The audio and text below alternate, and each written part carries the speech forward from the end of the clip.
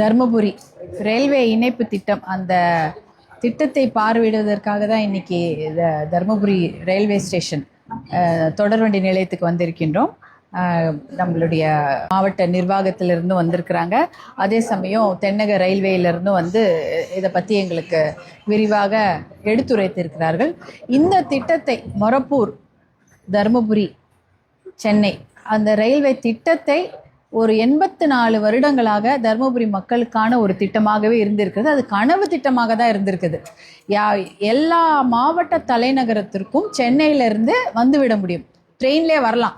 நீங்கள் எந்த மாவட்ட தலைநகர் எடுத்துங்க தமிழ்நாட்டில், சென்னையிலேருந்து ட்ரெயினை பிடிச்சிங்கன்னா அவங்க மாவட்ட தலைநகருக்கு வந்துடலாம். ஆனால் தர்மபுரி மாவட்ட மக்கள் மட்டும் வர முடியாது. ஏன்னா நடுவில் ஒரு 34 கிலோமீட்டரில் ரயில் பாதை கிடையாது. 2ஆம் உலகப் போர் போது அந்த ரயில் பாதை இருந்தது. அந்த உலகப் போர் போது இராணுவ தளவாடங்கள், அதாவது துப்பாக்கி எல்லாம் செய்ய வேண்டும் என்பதற்காக அந்த ரயில் தண்டவாளங்கள், இரும்பு தண்டவாளங்கள் உடைக்கப்பட்டு அந்த இரும்பை கொண்டு தான் கத்தியோ இல்லை அது போல் துப்பாக்கிகள், பயனெட்டுலாம் சொல்லுவாங்க, ஈட்டி போலலாம் இருக்கும், ஈட்டியும் துப்பாக்கியும் கலந்த ஒரு ஆயுதம், இதையெல்லாம் அவர்கள் செய்திருக்கிறார்கள் அந்த காலத்தில். 2ஆம் உலகப் போர்லேருந்து போகும்பொழுது இதையெல்லாம் இந்த இராணுவத்திற்கான ஆயுதங்களை செய்வதற்காக இந்த தர்மபுரி மாவட்டத்தில் இருக்கக்கூடிய அந்த மொரப்பூர்லேருந்து இருக்கக்கூடிய அந்த ரயில்வே தண்டவாளங்களை உடைத்து இராணுவ தளவாடங்கள்லாம் செய்திருக்கிறாங்க. அதனால் 34 கிலோமீட்டருக்கு பெரிய இடைவெளி இருக்கிறது. அதனால தான் தர்மபுரியிலேருந்து சென்னைக்கு போக முடியாது. ஏன்னா நடுவில் அந்த 34 கிலோமீட்டருக்கு தண்டவாளம் கிடையாது. நீங்கள் பார்த்தீங்கன்னா தர்மபுரியிலேருந்து சேலத்துக்கு சென்று விடலாம், தர்மபுரியிலேருந்து நாகர்கோவில் போய் விடலாம், தர்மபுரியிலேருந்து நீங்கள் பெங்களூருக்கு போகலாம். ஆனால் சென்னைக்கு போக முடியாது. ஏன்னா இந்த நடுவில் இருக்கக்கூடிய இந்த கேப், இந்த மொரப்பூரில் இருக்கக்கூடிய அந்த 34 கிலோமீட்டருக்கு தண்டவாளம் இல்லாத ஒரு குறை.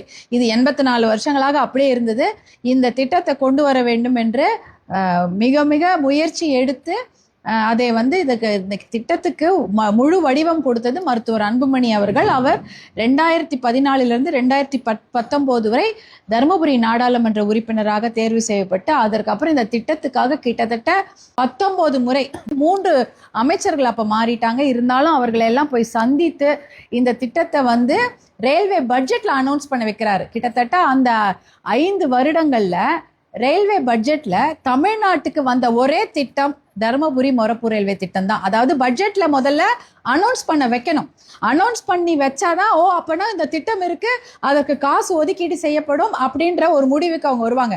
நீங்க எத்தனை லெட்டர் கொடுத்தாலும், எத்தனை பேர் போய் கேட்டா கூட அந்த ரயில்வே பட்ஜெட்ல அதை அனௌன்ஸ் பண்ணலன்னா அந்த திட்டம் செல்லுபடி ஆகாது. அதே தமிழ்நாட்டுக்கு அந்த 5 வருடங்களில் வந்த ஒரே ரயில்வே திட்டம் இந்த மொரப்பூர் ரயில்வே திட்டம் தான். இந்த திட்டத்துக்கு அப்புறம் என்ன ஆயிடுதுன்னா, அதுக்கு முழுமையான செலவு பார்த்தீங்கன்னா ஒரு 350 கோடி ரூபாய்க்கு அதுக்கு திட்ட மதிப்பீடு இருந்தது. அது சில சமயம் ரயில்வே திட்டங்களுக்கு என்ன பண்ணுவாங்கன்னா, அங்கே இருக்கக்கூடிய மாநில அரசாங்கமும் அதுக்கு ரயில்வே திட்டத்துக்கு பங்களிப்பாங்க. ஆனால் இந்த திட்டத்துக்கு அப்படி பங்களிக்கும் பொழுது நிதி சுமையினால பங்களிக்க முடியாத ஒரு சூழ்நிலை மாநில அரசுக்கு வந்துவிட்டதென்றால் இந்த திட்டம் பாதியில் நின்றுவிடக்கூடாது என்பதற்காக முழு பட்ஜெட்டுக்கான அத்தனை தொகையையும் சென்ட்ரல் கவர்மெண்ட், மைய அரசிடமிருந்தே மருத்துவர் அன்புமணி அவர்கள் கேட்டு பெற்றார்கள். அதுதான் 350 கோடி கிட்ட அந்த முழு பட்ஜெட்டை வாங்கினாங்க. வருடத்திற்கு 100 கோடி ரூபாய் இந்த திட்டத்துக்கு ஒதுக்கீடு செய்யப்படுகிறது. ஆனால் கடந்த 2019 கிட்டத்தட்ட இன்னைக்கு 2026 7 வருடங்களாக இந்த திட்டம் கொஞ்சம் பொறுமையாக போயிட்டு இருக்குது. அதுவும் கிட்டத்தட்ட கடந்த 1.5 வருடங்களுக்கு முன்னதான் இதுக்கு கொஞ்சம் ஃபாஸ்டா, அதாவது கொஞ்சம் வேகப்படுத்தப்பட்டிருக்கிறது. அது வரைக்கும் 2019 2024 வரைக்குமே இதுக்கான எந்த ஒரு முயற்சியும், அதாவது இந்த 34 கிலோமீட்டருக்கு ரயில் பாதை அமைக்க வேண்டிய அந்த இடத்துல எந்த ஒரு முயற்சியும் எடுக்கப்படல. நிலத்தை கையகப்படுத்த வேண்டும், மக்களுக்கு நிவாரணம் வழங்க வேண்டும், அவர்களிடம் பேசி அவர்களுக்கு புரிய வைத்து நிறைய விஷயங்களை செய்திருக்க வேண்டும். அதையெல்லாம் செய்யாமல் அப்படியே இருந்ததுனால இந்த திட்டம் வருஷம் அந்த 100 கோடி யாரும் உபயோகப்படுத்தலை. அதனால கிட்டத்தட்ட கடந்த வருடம் பார்த்தீங்கன்னா 50 கோடியாகவே அது குறைக்கப்பட்டது. ஆனால் பரவாயில்ல, இருந்தாலும் இப்போ 1.5 வருடங்களாக இந்த திட்டம் கொஞ்சம் வேகமாக முன்னெடுத்து போயிருக்கிறது. கிட்டத்தட்ட 93 ஹெக்டேர் நிலப்பரப்பு தேவைப்படுது. இது கிட்டத்தட்ட இந்த 36 கிலோமீட்டருக்கு ஒரு 18 ஊர்கள் வரா மாதிரி வருது. 14 ஊர்களில் பேசி எல்லாருமே இதை வந்து நிலத்தை கையகப்படுத்தி ரயில்வே துறைக்கு கொடுத்துட்டாங்க. இன்னும் 4-5 ஊர் தான் கொஞ்சம் பாக்கி இருக்கிறது. அதுலேயும் கொஞ்சம் சில டெக்னிக்கல் டிஃபிகல்ட்டிஸ் தான். சிலது பார்த்தீங்கன்னா என்க்ரோச் லேண்டு அப்படின்றதுனால அவங்களுக்கு நிவாரணம் வழங்க முடியாது அப்படின்னு சொல்கிறாங்க. சில பேர் அந்த என்க்ரோச் லேண்டில் வீடு கட்டியிருக்கிறாங்க, அதனால அவங்களுக்கு வீட்டுக்கான காசு வழங்க முடியாதுன்னு சொல்லியிருக்காங்க. இதையெல்லாம் கருணை உள்ளத்தோடு பரிசீலனை செய்து அவர்களுக்கான நிவாரணத் தொகையை வழங்கி அவங்கள வந்து வேற இடத்துல அவங்க பட்டா லேண்டே வாங்கிட்டு போயிடலாம். பட்டா லேண்ட் வாங்கிட்டு போயிட்டா இன்னும் நல்லா இருப்பாங்க. ஏன்னா இது பட்டா இல்லாத இடத்துல கூட நிறைய பேர் இருந்துட்டு இருக்கிறாங்க. இந்த மாதிரி டெக்னிக்கல் விஷயங்கள். சிலது வந்து வேற மாதிரி சாதா வீடுகளும் இல்லை, கிராமமும் இல்லை, ஆனால் வெறும் நிலம். அந்த நிலம் வந்து பார்த்தீங்கன்னா ஸ்கொயர் மீட்டர் கணக்கில் அதை வந்து பதிவு பண்ணியிருக்கிறாங்க பதிவுத்துறையில். அப்படி பண்ணியிருக்கக்கூடாது, ஹெக்டேர் கணக்கில் பதிவு பண்ணியிருக்கணும் அப்படின்னு அது ஒரு டெக்னிக்கல் டிஃபிகல்ட்டி. அது ஒரு 5 ஏக்கர் அந்த மாதிரி இருக்கிறது. இப்படி ஒரு சில இடத்துல இருக்கிறதுனால இதையெல்லாம் இன்னைக்கு களைஞ்சு கொடுத்துட்டா கிட்டத்தட்ட 25-30 ஏக்கரை வந்து திருப்பி நம்ம ஒரு 2 மாதத்தில் நம்ம ரயில்வே துறையிடம் கொடுத்துட்டா அவங்க 6 மாசத்துல நாங்கள் மொரப்பூர் ரயில்வே திட்டத்தை ப்ராஜெக்டை ஸ்டார்ட் பண்ணிடுவோம். டெண்டர் கொடுக்குற வேலையெல்லாம் 3-4 மாதங்கள் தான். 2 வருஷத்துல இந்த ஒரு ட்ரெயினை ஓடுற மாதிரி செய்துவிடும் சொல்லியிருக்கிறாங்க. கிட்டத்தட்ட அவங்க பார்த்தீங்கன்னா ஒரு பெரிய bridge, 4 major bridge, 36 minor bridge, over bridge, underpass, அந்த மாதிரி நிறைய திட்டங்கள் வச்சிருக்கிறாங்க. 2 புது ஸ்டேஷன் வருது. 2 புது ஸ்டேஷன் வந்தால் யோசிச்சு பாருங்க எத்தனை பேருக்கு வேலை வாய்ப்பு கிடைக்கும். ஏற்கனவே தருமபுரி மொரப்பூர் ரயில்வே ஸ்டேஷன், புது ஸ்டேஷன் 2 வருது. அந்த புது ஸ்டேஷன் கட்டிட்டான்னு அங்கேயும் வேலை வாய்ப்பு இருக்கும். அந்த பக்கத்துலேயும் எல்லாருக்குமே எல்லாமே நல்லா இருக்கும். ஒரு 4 ஸ்டேஷன் வந்துடும். 4 ஸ்டேஷன் வரும்பொழுது உங்களுக்கு மக்களுக்கு பயன்பாடு அதிகமாக இருக்கும். சென்னைக்கு போய் படிக்கிறதோ வேலைக்கு போகிறதோ, சிப்காட் தொழிற்பேட்டை இங்கே தொடங்குறோம்னா நமக்கு முக்கியமான விஷயம் வந்து கனெக்டிவிட்டி, தொடர்பு இருக்க வேண்டும். சென்னைக்கும் மாவட்ட தலைநகருக்கும் தொடர்பு இருக்க வேண்டும். இந்த சிப்காட்லாம் தொடங்கும்போது தொடர்வண்டி நிலையம் என்பது ரொம்ப முக்கியமான ஒரு விஷயமாக பார்க்கப்படுகிறது. இதெல்லாம் செய்யணும்னா இந்த மொரப்பூர் ரயில்வே திட்டம் மிக மிக மிக முக்கியமான ஒரு திட்டம். அதற்கான நிதி ஒதுக்கீடு செய்யப்பட்டு விட்டது. பாட்டாளி மக்கள் கட்சி உடைய தொடர் முயற்சியால் 19 முறை இதை பற்றி பாராளுமன்றத்திலையும் பேசியிருக்கிறாங்க. 19 முறை அமைச்சர்களை சந்தித்து முழு நிதி ஒதுக்கீடு பெற்று கிட்டத்தட்ட 6 வருடங்களுக்கு முன்னாலேயே பெற்று இதுக்கு அடிக்கல் நாட்டி இருக்கிறாங்க. மாண்புமிகு மத்திய மந்திரி அவர்கள் பியூஷ் கோயல் அவர்கள் ஹெலிகாப்டர்லேயே வந்து அடிக்கல் நாட்டினாங்க. ஆனால் ஹெலிகாப்டர்ல அவர் வேகத்தோடு வந்தார். இங்கே வந்து 5 வருஷமா நத்த வேகத்தில் கூட இங்கே நடக்கவே இல்லை. அந்த ப்ராசஸ் மொரப்பூர் ரயில்வே திட்டத்தை துரிதப்படுத்தி முடிக்க வேண்டிய அந்த வேலையை அவ்வளோ வேகமாக நடத்தாமல் 6 வருஷம் சும்மா இருந்தது. இப்போ பரவாயில்ல, ஒரு 1.5 வருஷமாக இந்த வேகமாக நடைபெற்று ஒரு கிட்டத்தட்ட 50% நிலம் வந்து ரயில்வே துறையிடம் ஒப்படைக்கப்பட்டு விட்டது. இன்னும் கொஞ்சம் தான் இருக்குது. அதுவும் டெக்னிக்கல் டிஃபிகல்ட்டிஸில் ஒரு 15-20 ஏக்கர் இருக்குது. அதெல்லாமே கொடுத்துட்டாங்கன்னா வேற எந்த பிரச்சனையுமே இல்லை. இந்த திட்டம் துவங்கிவிடும். 2 வருஷத்தில் நம்ம எல்லாருமே சென்னைக்கு ட்ரெயின்லேயே போயிடலாம். இப்போ பார்த்தீங்கன்னா தருமபுரி ரயில்வே ஸ்டேஷன், நம்ம ரயில்வே ஸ்டேஷன்ல நின்று பேசிகிட்டு இருக்கிறோம். தருமபுரி ரயில்வே ஸ்டேஷன் ஒரு சின்ன ஸ்டேஷனாக இருந்தது. 2004 2009 வரைக்கும் இங்கே ரயில்வே துறை மந்திரியாக இருந்த நம்முடைய மாண்புமிகு அரங்க வேலுஜி அவர்கள் தான் இந்த ஸ்டேஷனுக்கு அதிகமாக நிதி ஒதுக்கீடு செய்து ஸ்டேஷனை பெருசுப்படுத்தினாங்க. ஸ்டேஷனை பெருசுப்படுத்தினப்பறம் தான் இன்னைக்கு தினம் கிட்டத்தட்ட 25 வண்டி வருது. வந்தே பாரத்லாம் நிற்கிது. ஸ்டேஷன் பெருசாக இல்லைன்னா வந்தே பாரத் வந்து நிற்காது. பெரிய ஸ்டேஷன் இருக்கிறதுனால தான் வந்தே பாரத் நிற்கிது. பெங்களூருக்கு வண்டி போகுது, சேலத்துக்கு வண்டி போகுது.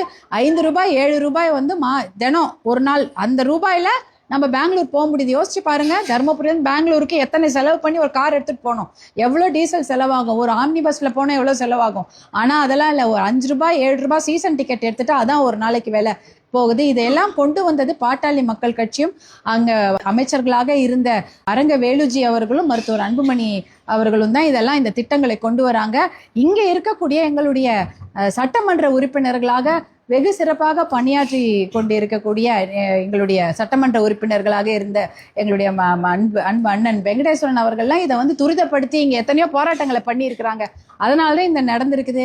பாட்டாளி மக்கள் கட்சியை சேர்ந்த முன்னோடிகள் இதற்காக எத்தனையோ முறை போராட்டங்களை முன்னெடுத்துட்டாங்க.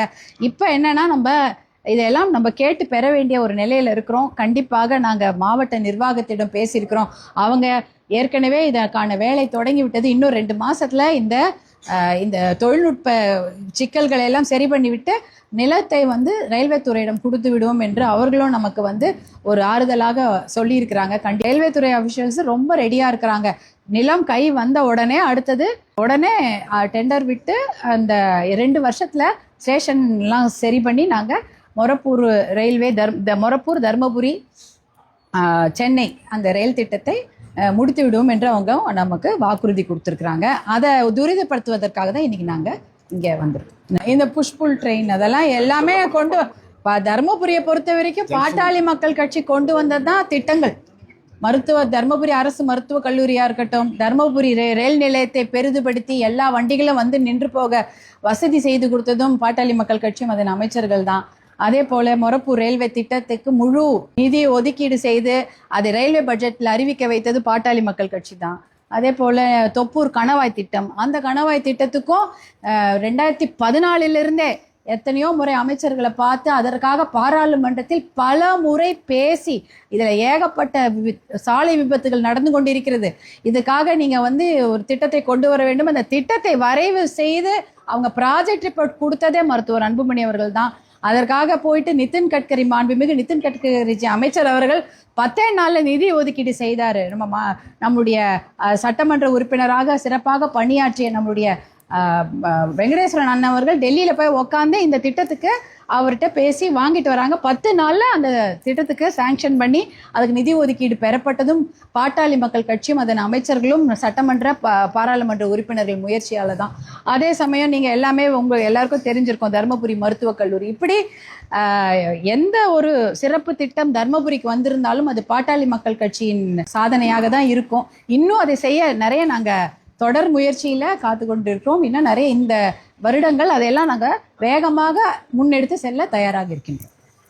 ரயில்வே ஸ்டேஷனுக்கு எதிர்த்து சில மேற்கு பக்கத்துல லக்கிப்பட்டி பஞ்சாயத்து 10 வார்டுகளுக்கு மேல இருக்கு. ஏன்னா மக்கள் தொகை அங்கே அதிகமா இருக்காங்க. அவங்க ரயில்வே ஸ்டேஷனுக்கு வரணும்னா சுத்திட்டு தான் வரும். இந்த ஒரு வழி இருந்தது, அதை அடைச்சிட்டாங்க.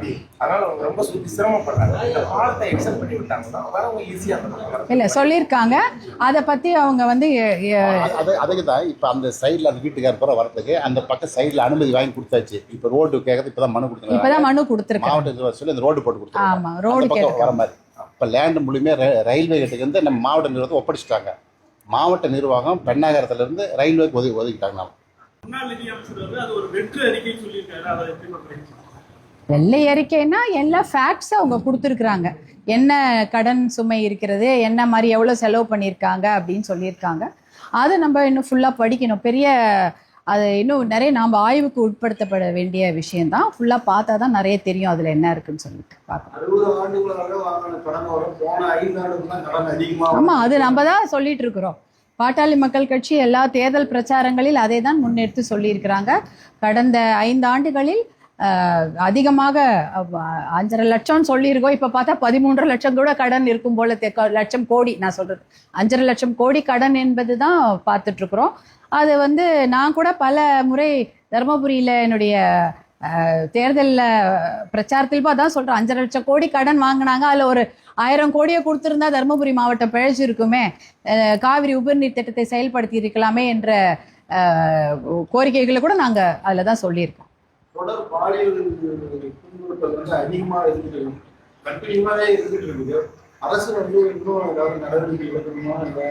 வேகமாக நடவடிக்கை எடுக்க வேண்டும். சிங்கப்பெண் படை அமைச்சிருக்கிறாங்க. அதன் மூலம் இன்னும் நிறைய பெண்கள் பாதுகாப்பான விஷயங்களை உறுதி செய்ய வேண்டும். பெண்களுக்கு அதிகமான காவல்துறையில் பயிற்சி கொடுத்து புதுசாக காவல்துறையில் பெண்களுக்கு பயிற்சி இல்லை வந்து சிங்கப்பெண் படைக்கு நிறைய பேரை தேர்வு செய்து இந்த பாதுகாப்பை பலப்படுத்த வேண்டும். குறிப்பாக இரும்பு கரம் கொண்டு போதை கலாச்சாரத்தையும் போதை பழக்கத்தையும் அடித்து நொறுக்க வேண்டும். அப்படி பண்ணாதான் அந்த பெண்கள் காப்பாற்றப்படுவார்கள். எவ்வளோதான் நீங்கள் பயிற்சி பெண்கள் ரோந்து பணியில் ஈடுபட்டாலும் இந்த போதை பழக்கம் இருக்கிற வரைக்கும் இந்த பெண் குழந்தைகளையோ பெண்களையோ காப்பாற்றுவது என்பது கனவு தான். அந்த முதல்ல இந்த போதை பழக்கத்தை தமிழ்நாட்டை விட்டு ஒழிக்க வேண்டும். அதற்கு எங்கே போதை மருந்து விற்கிதுன்னு எல்லாருக்கும் தெரியும். வாங்குறவங்களுக்கு தெரியும் பொழுது காவல்துறைக்கும் தெரியும் யார் வாங்குறாங்க யார் விற்கிறாங்க. அதை முதல்ல தடுத்து நிறுத்தினாலே இந்த பிரச்சனைக்கு பாதி தீர்வு காணப்படும். அடுத்தது பயம். ஒரு பெண்ணோ ஒரு குழந்தை மேலே கையை வச்சாங்கன்னா அடுத்தது ஒரு 2 மாதம் தான் அவங்கள தூக்கில் ஏற்றிடணும். ஒன்றும் கிடையாது. எல்லாருக்கும் தெரியும் யார் பண்ணாங்கன்னு. அதுக்கு ஃபாரன்சிக் ரிப்போர்ட்லாம் வாங்கிடலாம். இப்போல்லாம் அதெல்லாம் ரொம்ப ரொம்ப சாதாரண விஷயம். அவங்க மேலே இருக்கிற குற்றச்சாட்டை நிரூபிப்பது என்பது ரொம்ப அதுக்கு ஒன்றும் பெருசாக தேவையே கிடையாது. அது ஃபாரன்சிக் ரிப்போர்ட் மூலம் அவங்க மேலே இருக்க குற்றச்சாட்டு நிரூபிக்கப்பட்ட அடுத்த நொடி அவங்களுக்கு மரண தண்டனை கொடுக்கப்பட வேண்டும். அப்படி கொடுத்தாதான். இப்போ எத்தனையோ வெளியூர் இருக்குது, துபாய் போன்ற வெளியூர்லேயும் பார்த்தீங்கன்னா எத்தனையோ பேர் வேலை செய்கிறாங்க. அந்த நாட்டுக்காரங்களா வேலை செய்கிறாங்க, எல்லாம் வெளியூர்லேருந்து வந்து வேலை செய்கிறாங்க. எவ்வளோ பக்தியோடு அங்கே இருக்கிறாங்க. எந்த பெண்ணுக்கும் எந்த பாலியல் அத்துமீறலும் அங்கே நடப்பதில்லை. இங்கே மட்டும் ஏன் நடக்குது? பயம் கிடையாது. அப்படி எவ்வளோ நாள் வேணும், அவன் நேச்சுரல் டெத் ஆகிற வரைக்கும் கேஸ் இழுத்துட்டு போனால் யாருக்கு பயம் வரும்? அதனால் முதல்ல அவங்க தப்பு செய்தார்கள் என்றால், இப்போ எப்படி ஆரம்பாக்கத்தில் பார்த்தீங்கன்னா 5 மாதத்தில் தீர்ப்பு கொடுத்து அவங்கள ஆயுள் தண்டனை கொடுத்து அந்த தவறு செய்த அந்த பையனை ஒரு நீதியரசர் அம்மா அவர்கள் 5 மாதத்தில் விரைந்து நடவடிக்கை எடுத்து தினமும் அதை வாரம் அவங்க அந்த நீதி விசாரணை நடத்தி அந்த பையனுக்கு தண்டனை வாங்கி கொடுத்து அவங்கள ஜெயிலில் போட்டாங்க. அப்படி ஒரு நிலைமை வந்தாதான், ஐயோ இனிமேல் நம்ம ஏதாவது ஒரு குழந்தை மேலே கையை வச்சா அதுக்கப்புறம் உயிரோட இருக்க முடியாது என்ற பயம் இருந்தால்தான் எந்த குழந்தை மேலேயும் எந்த பெண்ணு மேலேயோ யாரும் கையை வைக்க மாட்டாங்க. அந்த பயத்தை முதலில் கொடுக்கணும், உயிர் பயத்தை கொடுக்கணும். அடுத்தது போதை பழக்கத்தை கண்டிப்பாக இரும்பு கரம் கொண்டு அடக்கியாக வேண்டும். அதற்கப்புறம் இந்த காவல்துறையில் நிறைய பணியிடங்களை அதிகப்படுத்தும். நன்றி.